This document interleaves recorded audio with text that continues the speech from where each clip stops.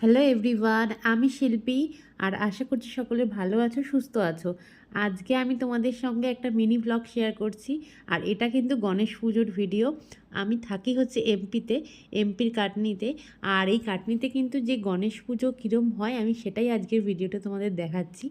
আর এই গণেশ ঠাকুরকে কিন্তু এখানে গণেশ চকের রাজা বলা হয়, যেহেতু মস্ত বড় গণেশ ঠাকুর হয় এখানে, বিশাল।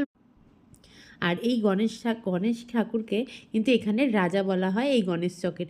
আর পাশেই কিন্তু মেন মন্দির রয়েছে। আর এই গণেশ ঠাকুর বিশাল বড়, অনেক উঁচু, সেই জন্যই কিন্তু এখানে রাজা বলা হয়। এটা গণেশ চকের রাজা হচ্ছে এই গণেশ ঠাকুর।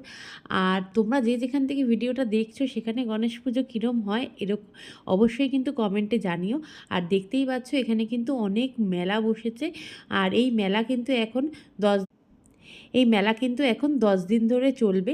তোজোকে নিয়ে তাই মেলায় চলে এলাম গণেশ ঠাকুরকে দেখে, প্রসাদ খেয়ে। পাশেই মেন মন্দিরে প্রসাদ দিয়েছে হচ্ছে বোঁদে, গণেশ ঠাকুরের যেটা পছন্দের। আর তারপরেই দেখো মেলায় এসে গেছি তোজোকে নিয়ে। তোজো এখন মেলায় এসে এই যে দোলনা চড়বে। এখনও পুরো মেলা বসেনি, আমরা 2 দিন ধরে এলাম, এরপরেও হয়তো আসবো। আর এই মেলা এখন 10 দিন ধরে চলবে, সেই জন্য বাইরের লোকেদের জন্য তো খুবই মজা। তোমাদের ওখানেও কীরকম গণেশ পুজো হচ্ছে অবশ্যই জানিও। আর আজকের এই ছোট্ট ভিডিওটা ভালো লাগলে আমার চ্যানেলটাকে সাবস্ক্রাইব করে দিও, আর একটা লাইক করে দিও।